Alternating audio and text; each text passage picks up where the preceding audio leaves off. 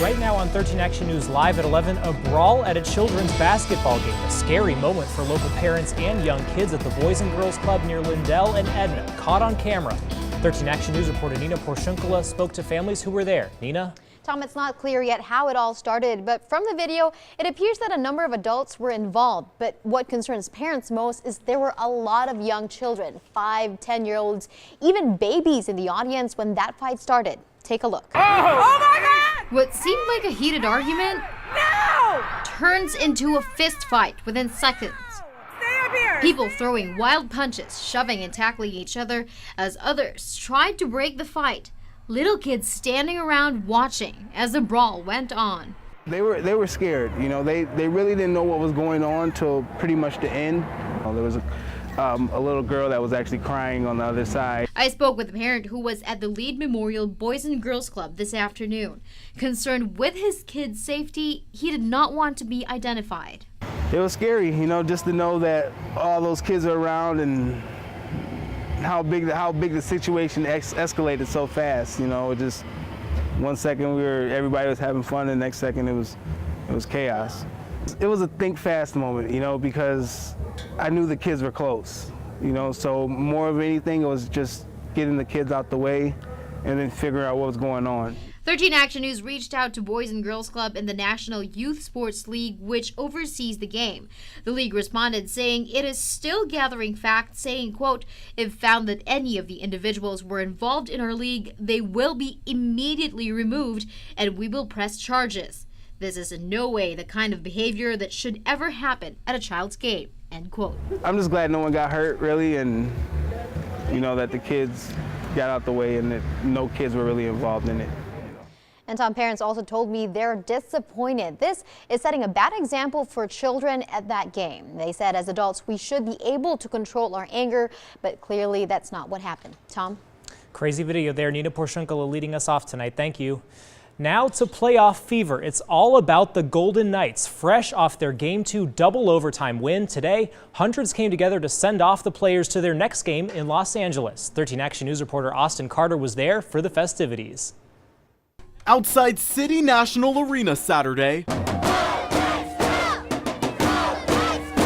hundreds and hundreds of fans gathered to send off the Vegas Golden Knights like family. Vegas is behind this team 100%. After Friday's victory, beating the LA Kings 2-1 in overtime. And today, players heading off to their next game in the series for the Stanley Cup playoffs. The Nightline chants the mascot, and Metro officers were handing out gear like Golden Knights flags, hockey pucks, and even hockey sticks. It means so much to the community and the city, and this is just awesome, as you see. And folks out here say they couldn't be more proud of the team and what they represent for Las Vegas. Austin Carter, 13 Action News. And you'll have a lot of local options to watch Game 3. The Golden Knights are hosting a couple of watch parties on Sunday and next Tuesday. Tomorrow, the official party will be at Topgolf Las Vegas at the MGM Grand. Then on Tuesday for Game 4, the watch party is at Mandalay Bay Beach. Both of those games start at 7:30. If the Knights win Sunday and again next Tuesday, the team will advance to the second round of the Stanley Cup playoffs. And we have a consumer alert we've warned you about before. Crooks have doubled up their efforts to prey on you by posing as NV Energy workers by phone. The company says more scammers are calling customers and threatening to cut off their service if they don't make a payment right away. NV Energy will never call you to ask for money. If you are at risk of having your electricity disconnected, they will give you a 10-day notice on your bill and a 48-hour notice by mail. Well, today we had a nice in-between day, but unfortunately the gusty winds are making a comeback. A high wind watch will be in effect on Monday starting at 8 a.m. and continuing through Tuesday at 1 a.m. So through the very early morning hours, that includes all of the Las Vegas Valley, Clark County, and portions of Nye, and even Lincoln County. So for tomorrow, we'll already start to feel the effects. By the afternoon, we're looking at upper and breezy conditions and gusts possible up to about 30 miles per hour. But again, stronger winds are coming Monday, so I'll time those winds out hour by hour and tell you just how gusty it'll get in your neighborhood in your 13 First Alert forecast. President Trump declared last night's strikes on Syria a success. The U.S., France, and the U.K. launched a joint operation against the Syrian government in the wake of last week's suspected chemical attack. Here's ABC's Arlette Saenz. The U.S. is out with a stern warning for Syria. If the Syrian regime uses this poisonous gas again, the United States is locked and loaded. When our president draws a red line, our president enforces the red line. That threat made hours after the U.S., Britain, and France launched 105 missiles on Syria. I think the words cripple and degrade are good, accurate words. Among the arsenal, 60 Tomahawk cruise missiles launched from destroyers and new weaponry from B-1 bombers. This missile is stealthy. It's very difficult, if not impossible, to detect on radar. And so the Syrian air defenses had really no chance against it. In daylight, a scientific research center north of Damascus was reduced to rubble. The Pentagon says it's one of 3 chemical weapons facilities destroyed. The strikes came 6 days after that alleged chemical attack by Syrian President Bashar al-Assad. These are not the actions of a man. They are crimes of a monster instead. Today, Assad tweeting a video of himself trying to show it's business as usual. President Trump declared a success, tweeting a perfectly executed strike last night. Mission accomplished. The UN Security Council rejected a resolution from Russia condemning those U.S.-led airstrikes in Syria. Russia and Syria continue to maintain that last weekend's chemical attack was fabricated. Arlette Saenz, ABC News, Washington. Lawyers for President Trump and his longtime personal attorney Michael Cohen will be back in court Monday. They're looking to stop federal prosecutors from accessing material they say was taken in a raid. Cohen's attorneys were in court pleading their case yesterday, but the judge delayed the hearing until Monday. She says Cohen needs to appear in person and provide a list of his clients. There's been no finding of wrongdoing against Michael Cohen either. The president has maintained that there's been no collusion with Russia. Prosecutors say they have set up a team to review the material before attorneys working the case can get access to it. Cohen's lawyers argue they should decide which items are protected and what should be handed over to investigators. A Republican senator says President Trump has promised to support legislation protecting the marijuana industry in states that have legalized the drug, including Nevada. Colorado Senator Cory Gardner says Trump made that pledge to him Wednesday. Gardner says he's been working on bipartisan legislation to prevent prosecution of people who obey marijuana laws in states like Colorado. A teenager in Cincinnati was begging 911 operators to send help after he got trapped inside a minivan. But help didn't come for hours, and by then, the 16-year-old had already suffocated. As Polo Sandoval reports, police are now investigating what went wrong in their response. A coroner's findings show Kyle Plush died of asphyxia due to chest compression. The Cincinnati 16-year-old boy was reportedly pinned by a third-row seat of this minivan while retrieving his tennis gear. Stuck, alone, and unable to reach his phone, Kyle used voice commands to dial 911. "Where are you?" asked a dispatcher during the first call. "I can't hear you," yells Kyle. "I'm in desperate need of help." The dispatcher tries getting Kyle's location. "What is the address?" she asks. Kyle's response, "If you don't send help, I'm gonna die soon." Minutes later, a second 911 call from Kyle. "This is not a joke," he insisted. "I'm trapped inside a gold Honda Odyssey van." Before the call ends, Kyle tells the operator, "I probably don't have much time left. Tell my mom I love her if I die." Police stopped their search after 11 minutes. Investigators say it was Kyle's father who used a phone locating app to track down the van. Around 9 p.m., 911 dispatchers received a call that Kyle had been found nearly 6 hours after his calls for help. But by then, it was too late. This young man was crying out for help. We weren't able to get that information to the officers on the scene, and we need to find out why. City Mayor John Cranley says management, supervision, and technology problems had already been reported at their 911 center prior to this incident. The operator who took Kyle's second call remains off the job as police look into how the calls were handled. Police Chief Elliot Isaac says his department owes a grieving family some answers. Something went wrong here, and we need to find out why we weren't able to provide that help that we hoped we could have. That was Polo Sandoval reporting investigators are looking into possible user error or equipment malfunction. Honda says there have not been any seat-related recalls for the 2004 Odyssey. The company also says it cannot determine what went wrong based on the information it has so far. Well, we're just a few days away from tax day. With the deadline closing in, scammers are ramping up their attacks. The 3 red flags you need to look out for, whether or not you filed. And a cleanup began today for thousands in the South after a storm system brought dozens of tornadoes to several states. And count on Chopper 13 to bring you breaking news fast and first. We'll be right back. 5, 4, 3, we have ignition. 2, 1, and liftoff of the United Launch Alliance Atlas. That's the sound of a successful launch in Florida tonight for the Atlas V rocket. The 20-story vessel has military satellites on board. The satellites will be used for U.S. Air Force communications. Well, the deadline to file taxes is Tuesday, and scammers are working overtime. According to the IRS, thousands of people have been scammed out of millions of dollars. Mary Maloney explains how to spot the fraudsters. Does this sound familiar? There are 4 serious allegations pressed on your name at this moment. A robotic voice using incorrect English. So that we can discuss about this case. Threatening you. You will be taken under custody by the local cops. This caller claims to be from the IRS, but it's a scam. Another scheme?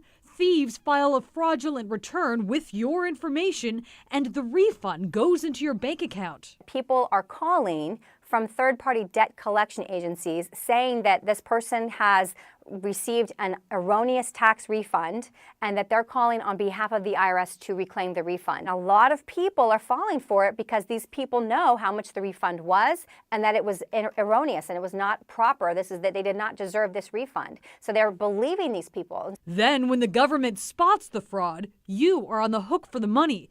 No, the IRS will never demand immediate payment, threaten to call police or immigration, or ask for unusual payments like gift cards or wire transfers. Typically, the IRS will send a notice in the mail. They will not initially contact you through email, text, social media, or the phone. The IRS is not calling you. So if you think that maybe there's something behind the story, it possibly is legitimate, all you need to do is hang up the phone and look up the IRS's phone number and call them directly. And they will be able to confirm your specific information. For Consumer Watch, I'm Mary Maloney. Many credit card users are not required to sign when they swipe anymore. Starting today, Visa will stop requiring merchants to collect customers' signatures during their transactions. American Express, Discover, and MasterCard scrapped the practice yesterday. One expert says that signatures are not considered a real deterrent to fraud anymore. That's partly because most people don't sign their full name. But some merchants will still require you to sign because that's built into their credit card processing systems. 13 Action News is teaming up with Nevada Job Connect to let you know about employment opportunities around the valley. There's an opening for an outside sales engineer for the boiler division, also an opening for a social advertising coordinator, and an opening for a customer service representative. Pay starts at $17 an hour. For more information on these jobs and other openings around the valley, just go to ktnv.com/jobs. A massive storm sweeps across the country from Texas to the East Coast. Millions are in its path. There's been at least 12 reported tornadoes in the south, as well as blizzard warnings and whiteouts in the north. Here's ABC's Marcus Moore. Spring hitting hard. More than 250 reports of severe weather tonight from Texas to Wisconsin. Holy cow! At least 12 reported tornadoes slamming the south, 4 of them in Arkansas. This highway nearly swallowed outside Fayetteville, debris ricocheting off windshields. Oh.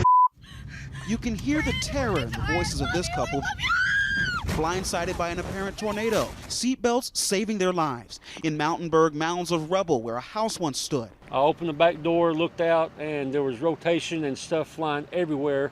In Louisiana, powerful winds toppling a tree onto this RV, killing a 2-year-old sleeping inside. In the Midwest, winter isn't going quietly. Up to 20 inches of snow in parts of South Dakota. In Minnesota, slick roads being blamed for more than 245 vehicle crashes in 36 hours. That was Marcus Moore reporting. Several large wildfires in western Oklahoma have consumed more than 365,000 acres. This was the scene today in the town of Putnam. You can see there smoke billowing in the backgrounds and huge flames. At least one person has been killed. A woman was found inside a vehicle which has been burned. More than 500 firefighters are battling the largest blaze. It is just 3% contained. Now, 13 First Alert weather. Well, we are already tracking our next big wind maker. We're going to see more of that blowing dust and sand we saw last week. Of course, if you have anything laying around your house, maybe in the front or the backyard, right now is the time to secure it, because it will likely end up at the end of the block like it did this week. I'm sure some of you saw that happen to you. Nevertheless, it's very calm outside, and that's how it's been. We're in the between systems period, but that is all about to change. We're tracking our next system. That's going to take a dive in from the Pacific. You can see a little bit of that counterclockwise rotation there in the Pacific Northwest. By tomorrow morning, still looking very calm. First part of the day is going to be quite nice, and temperatures will warm up nicely by the afternoon as well. But here's lunchtime. You already see wind speeds at about 16 miles per hour in Anthem, Boulder City at 15-10 in Henderson. As we roll into the later evening hours and into the afternoon, we'll continue on the upper end of the breezy category, I would say. And then as we head into Monday, that is when we really see things change. This is when the high wind watch goes into effect Monday at 8 o'clock. And you see here by the afternoon how these numbers come up. And we see again, these are sustained wind speeds, and we're back between 30 and 35 miles per hour. So here's what we're talking as far as the gusts are concerned. 30 mile per hour gusts tomorrow afternoon. We could maybe see an isolated area where it could get up to 35, but I think generally we'll stick to 30. And then here is your first alert between 11 a.m. 4 p.m.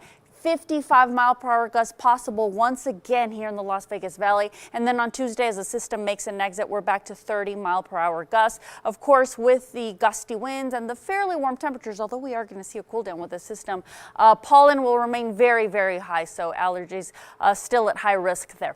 Overnight, just under 60 degrees for a lot of the valley, 54 in Anthem, 56 in Boulder City. Then for tomorrow, a nice warm up with the breezes. Maybe won't feel so bad, but that's all going to change on Monday. And if you're doing anything outdoors tomorrow, do keep in mind that the first part of the day will be nicer, because once we hit into the afternoon, particularly in the higher elevations, they'll get up into the windy category. There's your 13 First Alert 7-day planner. Next system rolls in, and there's your cool down as well. Mid-70s on Monday and down to about the 70-degree mark on Tuesday. Do keep in mind some models are indicating upper 60s. Breezy until the afternoon. Between Tuesday afternoon and Wednesday morning, we're going to have a little bit of a break period, but then the next one rolls right in. So by Wednesday night, we'll be back in the breezy category. We start to try to warm up, but then in comes the next system. So there's First Alert number 2. Thursday, Friday, the next wind maker. That's going to keep us windy all day Thursday and most of Friday. Also keep us in the low to mid 70s. The good news is that once again, just like we saw this week, it rolls away by the weekend, and we're back to light winds by next Saturday. Tom? All right, thanks, Carla. An industry in need. Hospitals are offering thousands of dollars in incentive and all kinds of support to land nurses. What's behind those big bonuses? Welcome back. Well, when we talk about signing bonuses and recruiting, we usually think about top paid professional athletes. Well, now you can add nurses to that list. Hospitals across the country are facing a shortage of nurses, and as Kumasi Aaron found, they're stepping up the incentives to fill the jobs. Good afternoon. Good afternoon. On the day she heads into the operating room. My name's Christina. I'm going to be one of the nurses in the OR with you today. This patient isn't the only one happy. Nurse Christina Prado is here. How are you doing this morning? I'm doing well. Yeah. Are you warm enough? Her hospital is too. Have you ever had surgery before? After all, they gave her a $10,000 signing bonus as an incentive to take the job. What did you think when they said that number? I was shocked, actually, because the other offers before that hadn't even come close. Christina needed to find a job where her husband was being relocated. And with several offers on the table, in the end, it was this hospital's signing bonus and other perks that sealed the deal. They offered all sorts of help to help move here. They offered someone to actually help me find a neighborhood to live in, which was awesome. None of the other hospitals actually offered to do that. What's behind the big bonuses? A shortage of nurses. With more than 500,000 seasoned registered nurses expected to retire by 2022, there's a projected need for 1.1 million new nurses to avoid a shortage. Hospitals across the country, including Christina's, are already feeling that crunch. So just how bad is the need for nurses right now? Well, I'll tell you what, we have about 300 positions open. Kathy Howell says growth has created a greater demand for nurses, and a good economy means more nurses are opting to retire. That's why there's a concerted effort to make the offer to work at their hospital system as attractive as possible, even allowing out-of-state nurses to try out the hospital for a year and covering their housing costs. So they go assignment to assignment within our health system. We also give them a housing stipend. And we usually convert between 35 and 40% of them to full-time employees. Most new nurse hires get around $5,000 to sign, which Howell doesn't think is out of line. When you look at what turnover of nurses cost and what not having the right nursing complement is to your hospital, that is a very reasonable investment. We're going to get you nice warm blankets. We'll get you comfy on the bed. Ultimately, Howell says it's about delivering the right care to patients and creating the right environment for the nurses they hire. The family aspect of it, it's a real camaraderie. Everyone is super, super nice. You really have a say in what you're doing here. Your opinion actually matters. You don't feel like a number. A new way to fill the need for nurses. Thanks. With the payoff multifold. I'm Kumasi Aaron reporting. A woman given up for adoption as a baby gets the reunion she's been dreaming of with her mother. And it's thanks to an observant bus driver who happened to know both of them. A coincidence too good to be true. A bus driver in Michigan couldn't believe her eyes. Two women she knew, the spitting image of each other. What followed is one incredible reunion. Here's ABC's John Donovan. It has been a heartbreak of Linda Moore's life that when family photos were taken, a child was missing from the frame. In 1968, Linda gave birth to her eldest, a little girl, and then gave her up for adoption to a family that loved her and raised her and gave her the name Molly. They were told that I had a African-American grandmother, and that my mom was really young. Linda, burdened with guilt, never forgot her first baby. It was always sad. It was hard. And then a twist of fate when one of Molly's friends, a bus driver, saw something in the face of one of her regular passengers. At first it was just her face, but then as I'm noticing, they have the exact same hand. Her instinct was right. This is Molly as a little girl, and this is Melanie. No denying these two are sisters. And so for the first time in 48 years, Molly meets her sister and her biological mother, Linda, who was apprehensive until she heard what Molly had to say. I expected what did you give me away? I did not expect what I got. Just pure love. All from a hunch that proved correct and also life-changing. John Donovan, ABC News. Amazing story there. Well, Carla has a final check of your forecast, but right now here's a live look out at the valley. You're watching 13 Action News, where we bring you breaking news fast and first. We'll be right back.